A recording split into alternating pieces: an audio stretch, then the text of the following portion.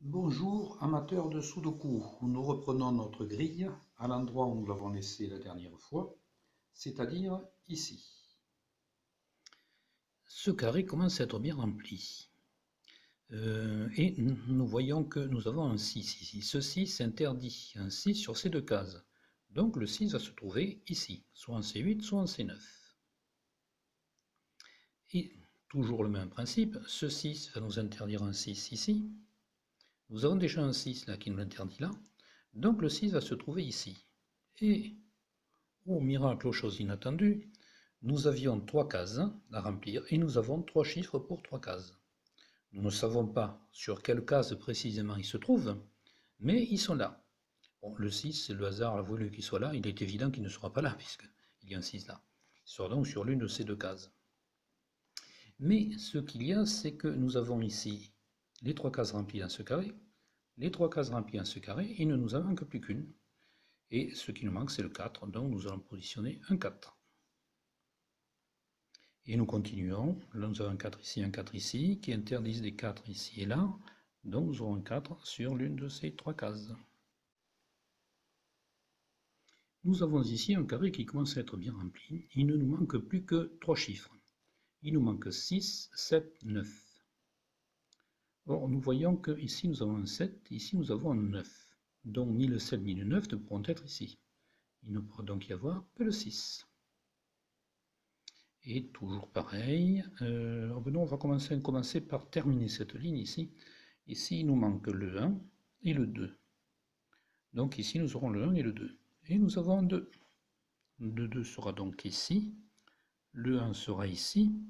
Et ça nous place également le 3 qui vient ici.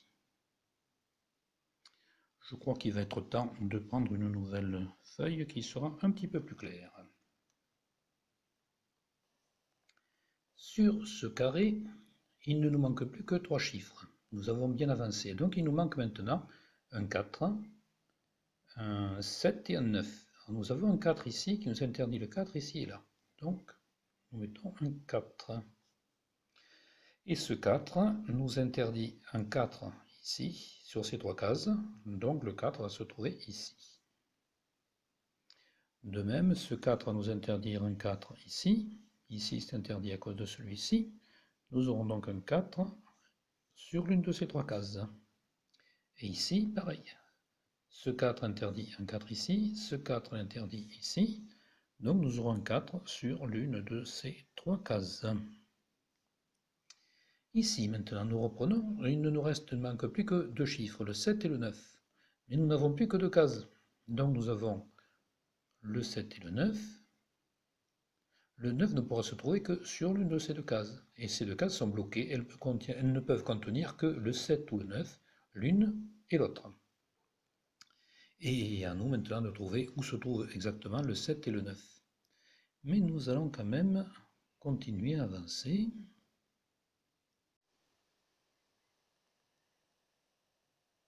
Sur ce carré, il ne nous manque plus que 3 chiffres. 2, 3 et 7.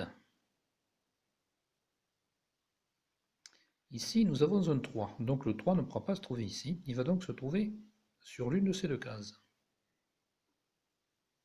Voilà. Ce qui est logique, puisque nous avons un 3 ici. Voilà. Et alors maintenant, sur ce carré, il ne nous manque que 3 chiffres. 4, 6 et 9. Or ici, nous avons déjà un 4 et un 6, donc nous ne pourrons poser que le 9.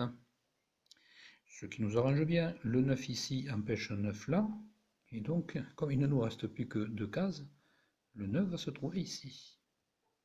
Et même chose, ce 9 nous interdit un 9 ici, ce 9 nous interdit un 9 ici, puis les cases étaient remplies, donc le 9 va venir ici. Ce qui nous place automatiquement le 7. Et le 7, même punition, même motif. Oui, ici il ne nous manque plus qu'un chiffre qui est le 7. Donc de toute façon, le 7 est là. Et même chose, ce 7 nous interdit un 7 ici et là. Or là, nous avions un 7. Donc il va se trouver ici. Et ici, il ne nous reste plus que 2 cases sur lesquelles nous ne pourrons poser que le 3 et le 2. Donc nous avons 2, 3 avec 2 cases bloquées. Et maintenant nous avons terminé cette colonne, pardon. Celle-ci n'est pas terminée, donc on va la terminer. Il ne nous manque plus que 2 chiffres qui sont le 4 et le 6. Donc nous aurons ici soit le 4, soit le 6. Ça nous termine d'ailleurs par le plus grand des hasards. Je plaisante bien sûr, parce que tout ça est parfaitement logique et mathématique, ce qui nous complète également ce carré. Alors maintenant, revenons ici, puisque ici nous avions tout rempli. Nous avions rempli ces 3 cases-là. Il ne nous reste plus que 3 cases, donc les chiffres sont déjà donnés. Il ne nous manque plus que le 2, le 5 et le 8. Et nous allons donc poser 2, 8 et 5. Je mets le 8 là parce qu'on a déjà un 8 ici et je connais quelqu'un qui va le faire remarquer. Donc comme ça, c'est posé. Voilà, et il aura tout à fait raison d'ailleurs. On ne peut pas mettre un 8 en face de notre 8. Ça n'aurait aucun sens. Nous avons déjà bien rempli cette grille. Elle commence à être bien avancée. Sur la colonne C1, il ne nous manque plus que 2, 5, 6 et 8. 2, 5, 6, 8. Or, je constate qu'ici, j'ai 2, 5, 8. Donc, je ne pourrais avoir que le 6. Et ça va m'éclaircir cette portion de ligne où nous avions un 6. Le 6 l'interdit ici, ce 6 l'interdit là, donc le 6 va se trouver ici. Maintenant, ici, nous avions un 1 et un 2. Alors, nous avons un 1 ici. Donc, le 1 se trouve ici, et le 2 se trouve là. Voilà, mais nous avons rempli maintenant toute une série de 3 carrés horizontaux et une série de 3 carrés verticaux.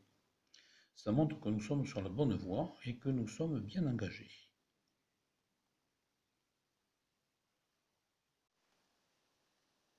Sur la colonne C5, il ne nous manque que 3 chiffres, qui sont 5, 7, 8.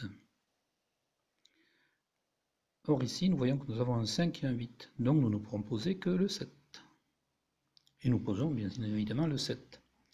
Et ce 7 nous éclaire sur beaucoup de choses. D'abord ici, nous avions un 7 qui pouvait être sur 3 cases. Il ne peut pas être ici à cause de ce 7, il ne peut pas être ici à cause de ce 7, il est donc ici. Même chose ici, nous avions un 7 qui pouvait être sur 3 cases. Alors nous avons un 7 ici, un 7 là. Donc le 7 est ici.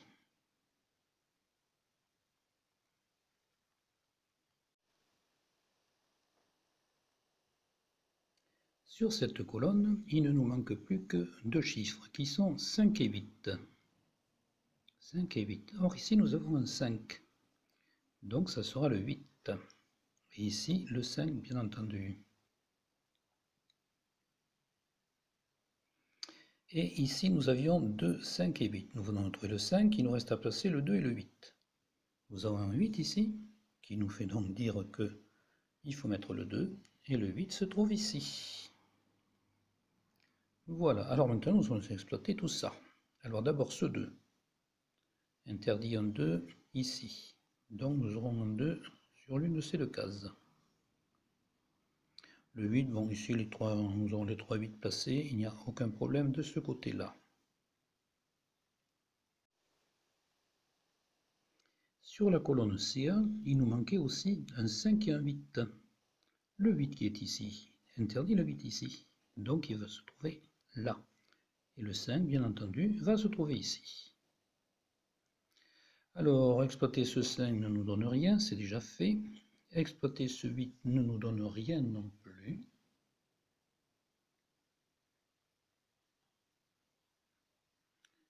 Là, je vois qu'ici, j'avais oublié le 1, ici, interdit un 1 par là, sur ces 3 cases. Donc le 1 va obligatoirement se trouver sur ces 3 cases-là. Mais nous avons un 1 ici et un 1 là. Donc le 1 va se trouver ici.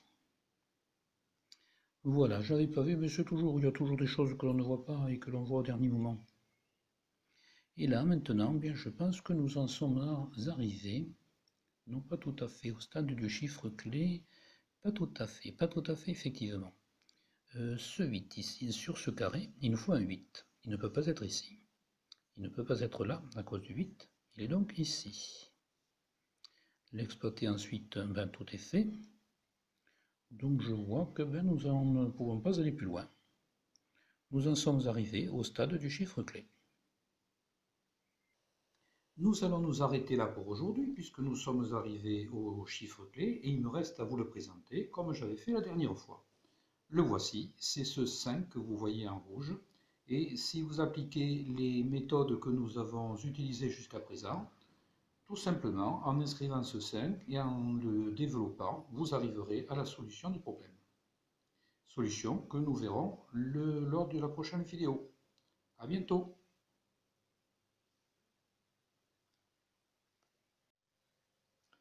Je me permets de vous rappeler l'adresse de mon blog solutionsudokuoverglobe.com sur lequel vous retrouverez les grilles que je vous ai communiquées tout à l'heure si vous voulez bien continuer à jouer et sur lequel aussi vous pourrez me faire part de vos observations, de vos réclamations, de vos suggestions, tout ce que vous souhaiterez me faire savoir.